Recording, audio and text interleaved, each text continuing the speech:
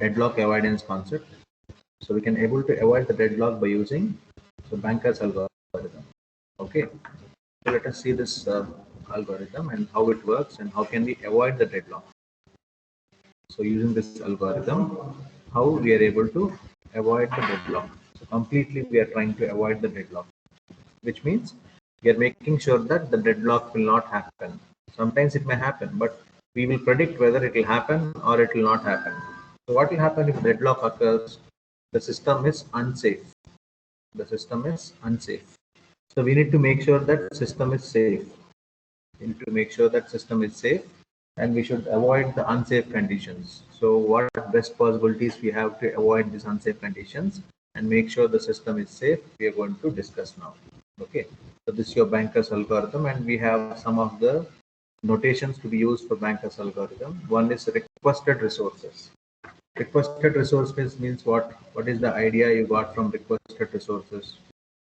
Okay, so here you can observe carefully what does it mean by the requested resources if you understand carefully. See, we have allocated resources, which means let us assume like we have a process P1, process P2, and process P3. For example, three process will assume. Okay, so first let us write allocated. Allocated means what? Let us say P1, the resources, allocated resources we talk about. Okay, so we have some total number of resources. So total number will be different. Let us say this allocated resources. So we can call it as R1, R2, and R3 for time being. Okay, R1 for corresponding process P1. We let us say this R1 is like a resource for CPU. Okay, R2 can be a resource for printer. All right. Then R3 can be, let us say, for example, let us tape something. Right. Now, if we assume here this is 0, this is 1, this is 0, what is the meaning of that? What do we understand from that? Any idea? What do we understand from that? From this, what we can understand, CPU has allocated 0 resources, printer we allocated 1, and tape we allocated 0. So total number can be different. Total number for CPU, total number for printer, total number for tape. Like this, it can be different. There are total number. Let us say it can be 10 for CPU and 5 for printers, and let us say tape we have 5 resources, 7 resources, something like that we can take.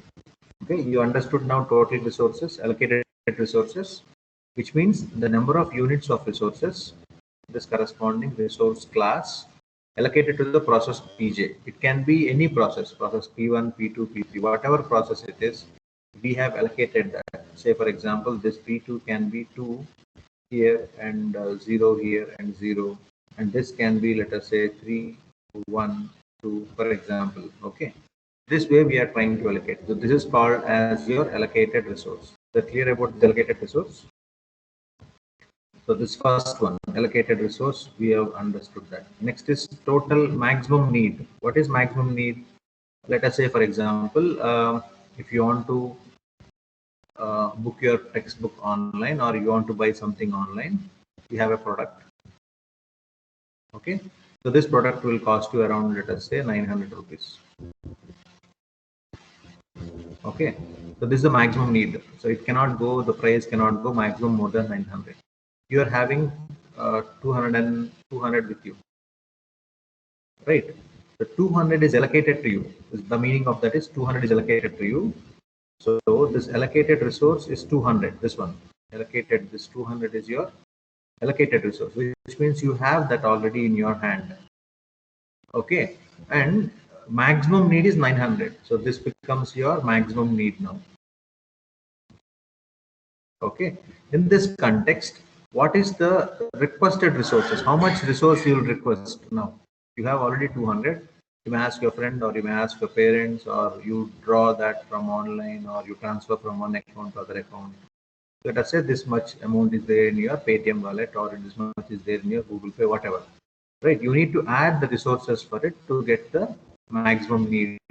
So the resource requested will become 700 now. If you request 700 from anyone or from yourself, from your parents or your cousins, whoever it is.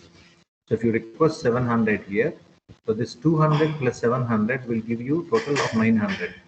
The context here. So from this example, you look at this one here now. Erase it.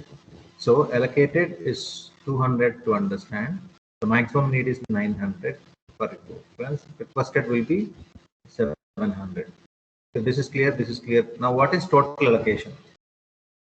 Finally, we are going to check. Now at this point, at this corresponding time here, total allocation is 200 only. If you later some point of time you request any of them, you get 700. Total allocation will become 900. Then the process is getting completed. Okay. Now resources we have. Resources you want this 700, right? So the 700 can be combination of 3 plus 3 plus 1. It can be combination of 1 plus 1 plus 5. Right, whatever combination it is. So that's your total resources. What all resources you have? 1, 2, 3. Like this, how many resources you have? 5. Okay. So that's the context. Is that clear to you? Is that clear? So what was happening here in deadlock avoidance? Any doubt in this so far? Anyone? Okay, let us look into it now. In this context, we are going to see the banker's algorithm. Okay, let us look at the banker's algorithm now and try to understand what best way we can able to do that. Okay, so we have seen the deadlock avoidance algorithms and deadlock detection algorithms, right? So this one correspondingly, this is your deadlock avoidance algorithm. All right. Now let us look at that. What was happening here? What is the context? Okay. Now, so we are going to see which algorithm, banker's algorithm. Just a minute.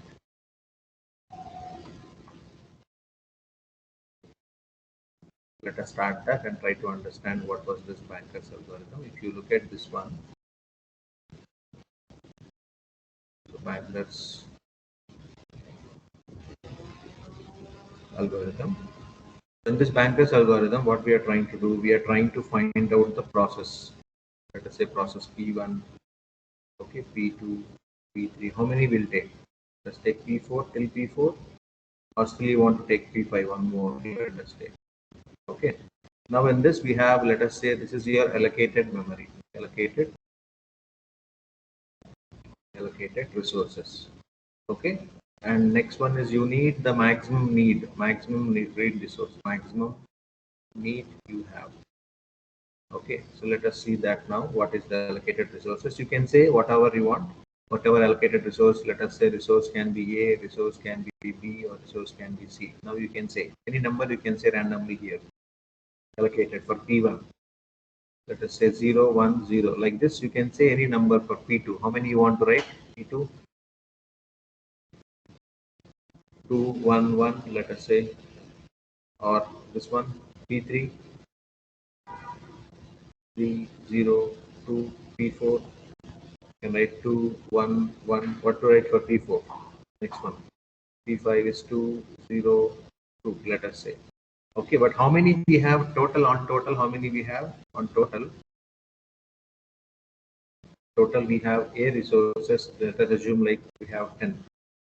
How many let us assume for B? B how many let us assume?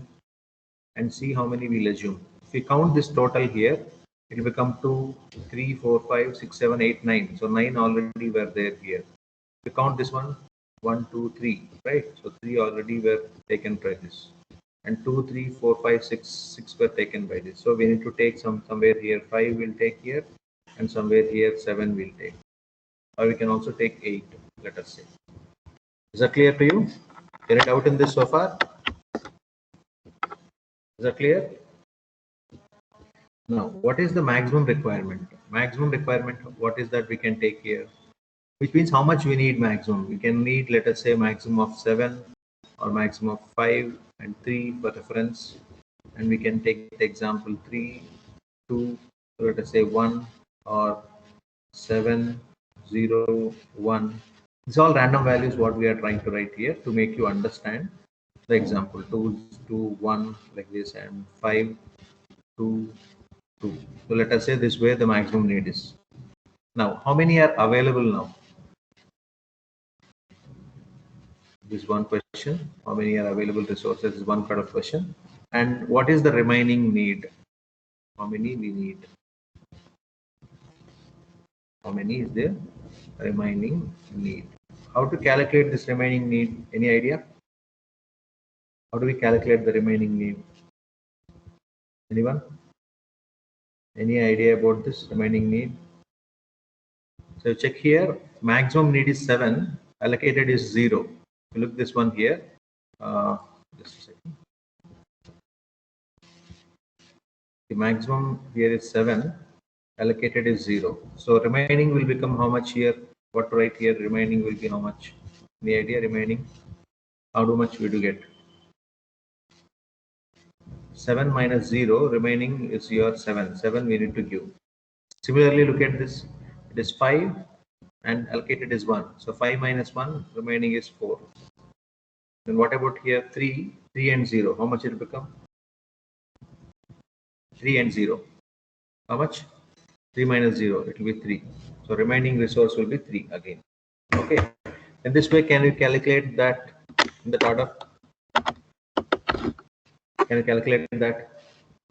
So for this 3 minus 2 is 1, and 2 minus 1 it is 1. It's like we are going to subtract this 3 to 1 at this juncture.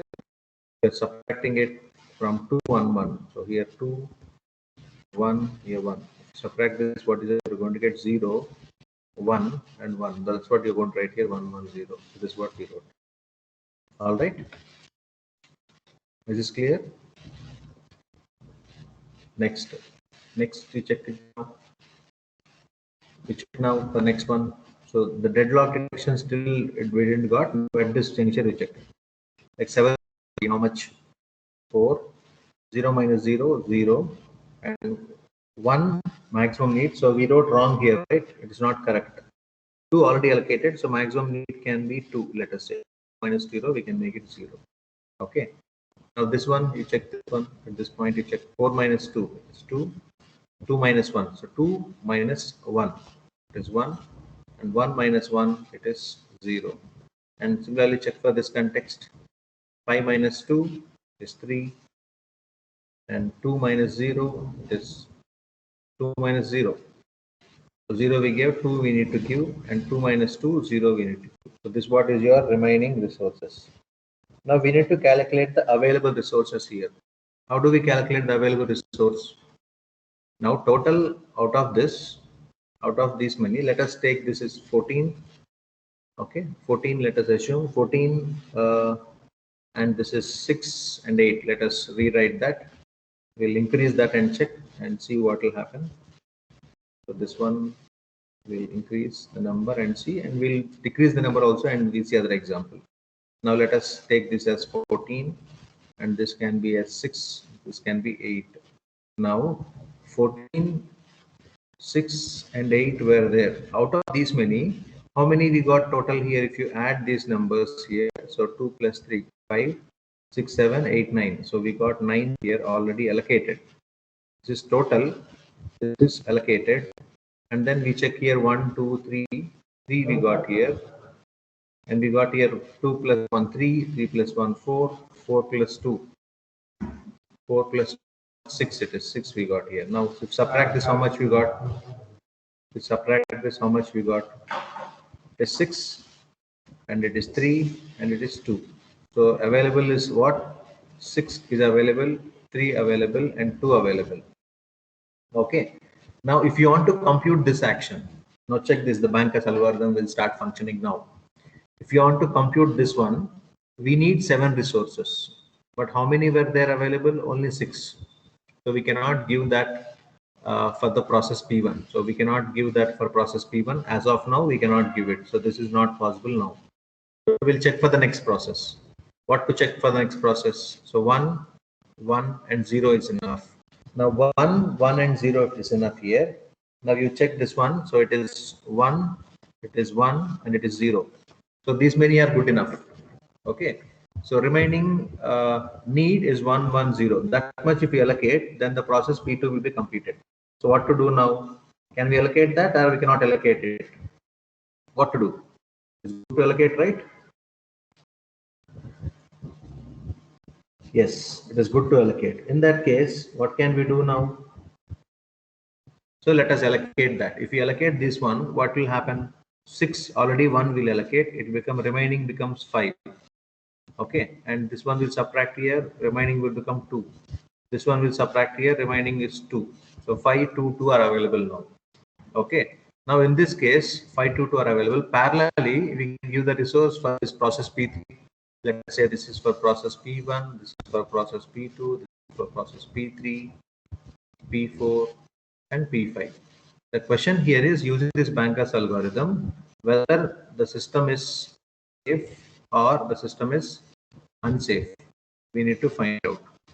Okay, which means safe means what? No deadlock.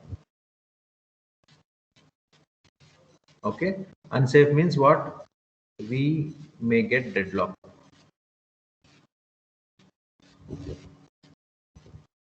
So this is the context.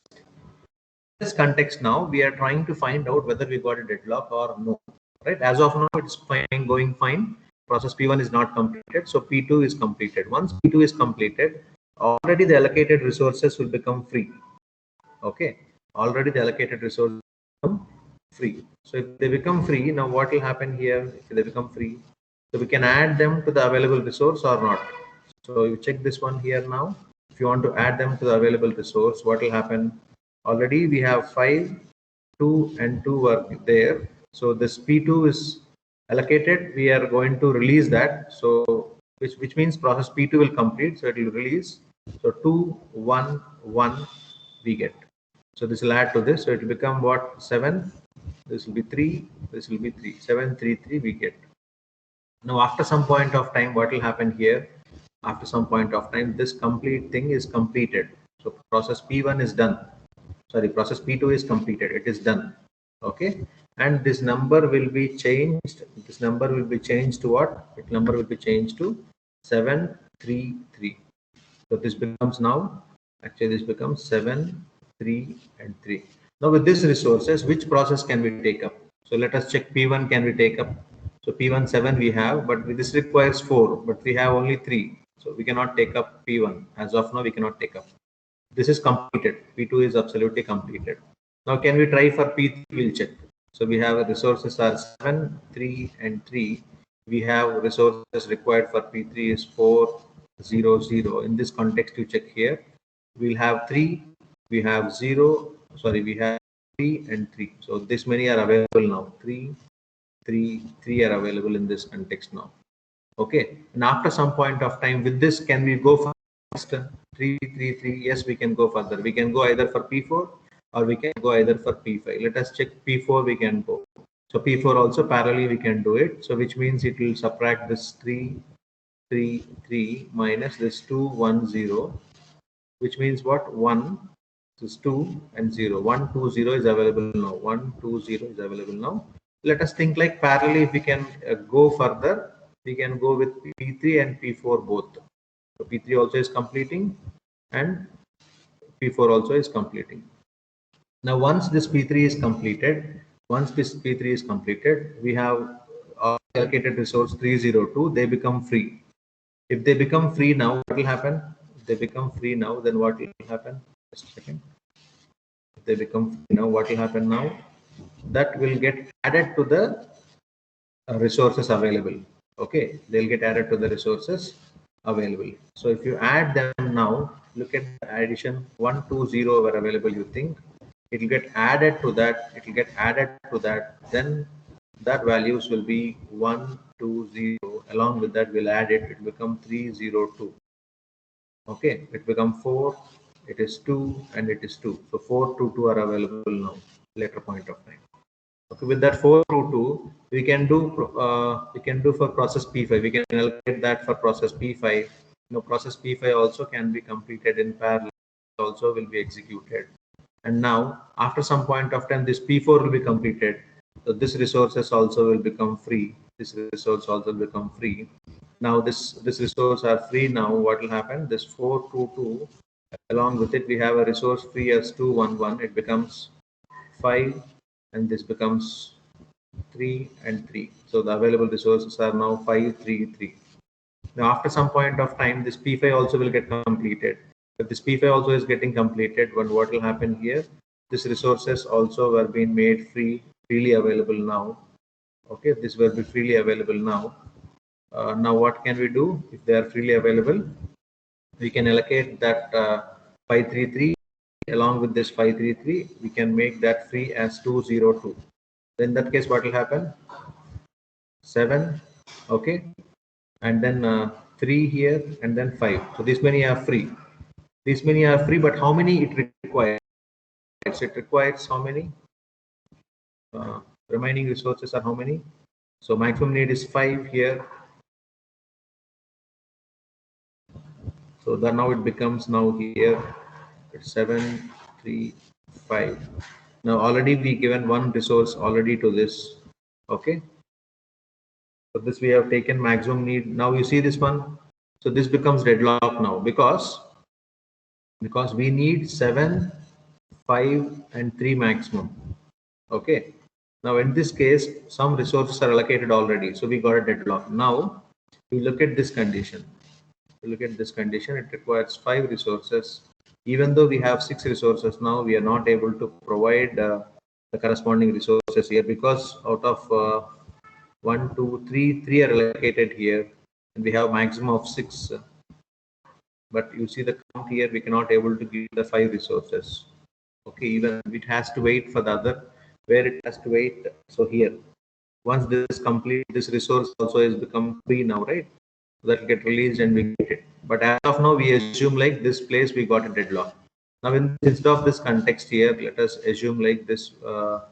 This make it minimized here. So this one we let us write it as 4, for example. In this context, you see now this request here will change to this will request here will change to what? This will change to 3 because 4 minus 1 it is 3. 7, 3, 3 are required. So we have 7, 3, 5. So we can allocate the resources to that. And now we are able to complete this P1 also. And this resource also are being made free. So finally we get the resource here is 7. Is that 7, 4, and 4. Okay, you wonder here now we have 14, but we got that 7 here and 6 here and 8 here. Okay, so in this way, what we try to do here is whether they are available right now or not available is what we are going to check. Based on the availability, we are verifying whether we can able to do the process. P1 is completed, P2 is completed, P3, P4, P5, all of them are completed. In this way, we can say that system is safe and there is no deadlock. Okay. What we are trying to do is, if you allocate the resource for this P1 at this juncture, we will get deadlock. So we are trying to avoid that, and we are trying to give that for the process P2. Further, we are trying to give it for process P3, P4, P5. So with the available resources, whatever we have here, we are trying to make sure that the deadlock will not occur. In spite of that, we are trying to do, we may get sometimes, but we are trying to avoid it. The context is what? Even though we are trying to do that, sometimes we may get it. We cannot avoid that. But maximum we are trying to avoid. So what best is possible for us, we are trying to do that. So that's what the context here in deadlock avoidance. Okay. So using this algorithm, Banker's algorithm, it's similar to the working cell of this Banker's algorithm is same as your bank. What does a bank do?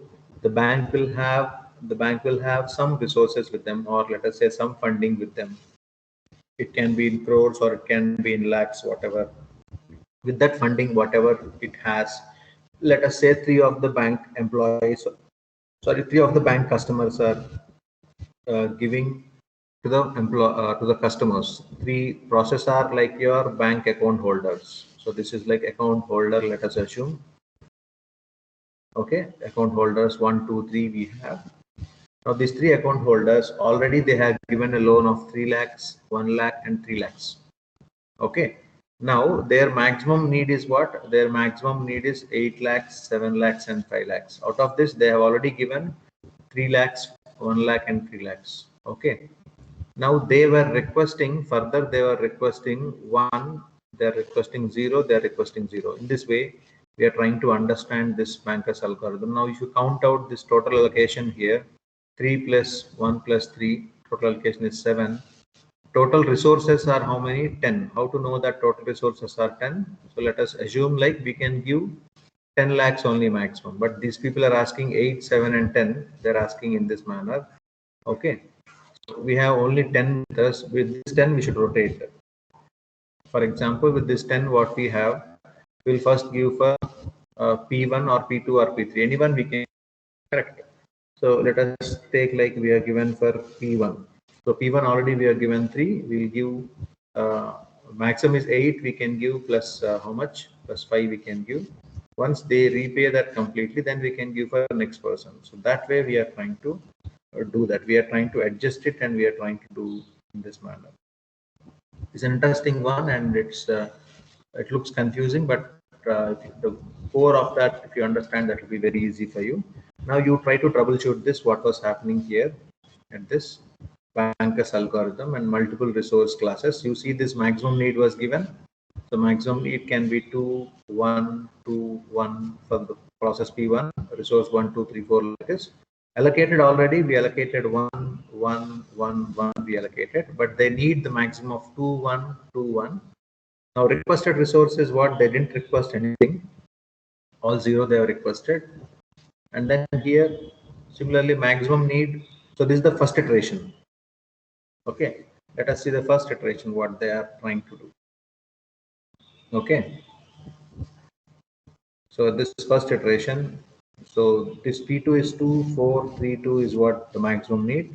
But allocated, they were 2 out of 2, they have given it. So this is done. 4 they given 0, 3 they given 1, 2 they given 0. Now requested, they are requesting this one for R2 and R3, one resource they are requested. Okay, so it can be anything.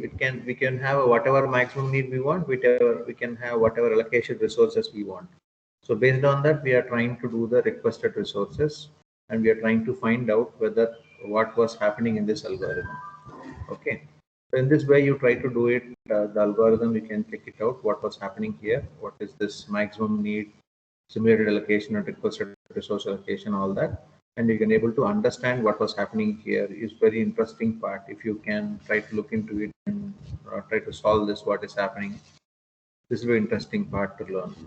Okay, you try this algorithm with this example 8.11 and try to find out what was happening here, whether we are getting a deadlock or the system is safe or system is unsafe. Okay, you can find out this. Now let us see this characterization of resource deadlocks by using the graph models. So we can also characterize this deadlock. We can also characterize this deadlock by using the features what we have in the deadlock. Okay. So this characterization already we discussed about RRAG or by using WFG. We can able to do that. All right. Along with that, we also will try to do the resource request models we have. So this is your resource instance models. So instance model we have here indicating I. So this can be a multiple instance. So MI we are given. And this is your single instance SI we given. M indicates multiple and S indicates your single. So these are the two instance models we have. And again, we have resources also can be single instance and multiple requests. So single request means what? I'll give corresponding one resource. After allocating this resource, once we get back, then we'll give it the resource R1 for, let us say I have given the resource for process P1. Still we have 5 resources here. I have given 2 resources for P1. Only single I have given. If you want to give multiple, 2 you have given here, 2 again you can give it for P4. So you can single instance. So single instance or multiple instance, you check this one here, multiple instance in this. So that's why the way multiple here also, multiple here also, they are trying to do multiple instance, single request. We have two combinations, multiple, single, and we have a single and multiple. So this can become multiple single, multiple multiple, single single, and single multiple. Okay, so this is for instance model and this is a resource model. That's why you can see multiple and single. So multiple and single is being given here, multiple instance and single request. Whereas this one, multiple instance and multiple request. So MISR, MIMR. Okay, this one is single instance SI. So this also single instance SI.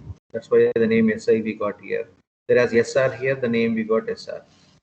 Okay, so like this it is. So we kept MI here, we kept SR here. So if you write in this line, it become MISR, and here we have SI and we have SR, it becomes SISR. In that way, we are trying to write here the classifications of the resources and resource classes based on the resource request. So this is what the categorization of the resources we are trying to write. And how do we handle the deadlocks in practical scenario? So how do we handle that? Okay, we may get a detection of a deadlock, or we may get a resolution of a deadlock, whatever. And we may also get the avoidance of a deadlock. Okay, so these may be difficult for us to predict it well ahead. Okay, so we cannot able to say practically which one we can able to use or which one we can able to go further. All right. So the operating system is going to use the deadlock prevention approach. Okay, or we can also use simple do's, do not care about possibility of deadlock. It will not bother about the possibility of it. It will try to use the preventive methods and it can able to proceed further. Okay. The operating system will tend to handle the deadlock issues separately for each kind of a resource. Depending on the resource what you have, it is going to start handling it. Say for example, the resource is a memory, resource can be IO, resource can be file, resource can be control blocks. If it is a memory type resource, then we can explicit the deadlock handling is unnecessary. So this one is not required for us, it's not necessary. So deadlock handling is not necessary for that case. Whereas in case of IO devices, so resources are not limited. So we have a virtual devices also we have. So this is one way to handle it. And in case of files, the deadlocks are handled by the process, not by the operating system. Whereas in case of control blocks, the resource ranking of all the resources will be done all together. In this way, they are going to handle it. Okay. Finally, the summary of this module is what? So the deadlock is a set of process which will wait indefinitely for the events, because of the events can be caused only by other process in the set, which means one corresponding process P1, let us say for example, this is going to wait, okay, for other resource R2. The resource will never be shared here and it will keep waiting. So that becomes a deadlock. Okay.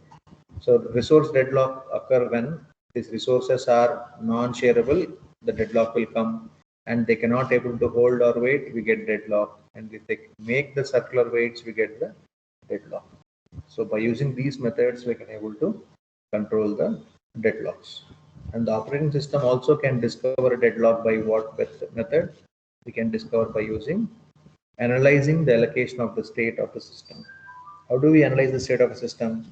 We can analyze by using any of the three states, RRAG model, WFG model, or matrix model. Using these any three models, we can able to discover the deadlock. Okay. And further, these deadlocks can be detected and prevented, and we can avoid any of this. We can do it. So this is the complete summary of this. That's the end of your module 5. So any questions or queries? Any questions or queries, you're welcome. So you can discuss out. And next class, we'll once again recap on the complete module 5, whatever inputs you have. Okay. So anything you want to share, you're welcome. You can please discuss. Any one of you?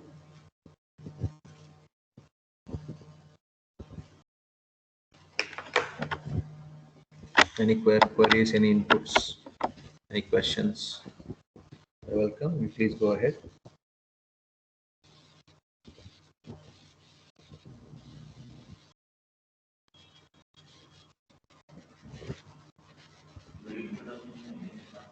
Okay.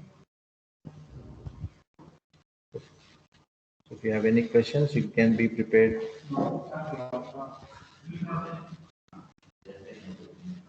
All right. Thank you all. If you do not have any questions, you can please go through this. And next class, we'll have much more discussions on this. All right.